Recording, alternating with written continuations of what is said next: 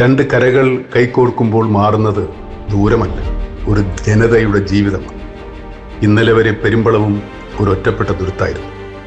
അസുഖം വന്നാൽ ആശുപത്രിയിലെത്താൻ വൈകുന്ന ആകുലതകൾ, സമയത്തിന് ജോലിക്ക് പോകാൻ കഴിയാത്ത വേവലാതികൾ, ഒരു വിവാഹാലോചന വന്നാൽ പോലും അക്കരെ എന്ന ദൂരം വില്ലനായ നിമിഷങ്ങൾ.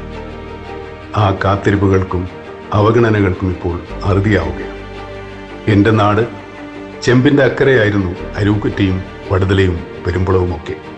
ഇപ്പോൾ അവയെല്ലാം ഒരു നാടായി. സാധാരണക്കാരൻ്റെ സങ്കടങ്ങൾക്ക് പരിഹാരമുണ്ടാക്കുന്നതാണ് യഥാർത്ഥ വികസനമെന്ന് ഞാൻ വിശ്വസിക്കുന്നു.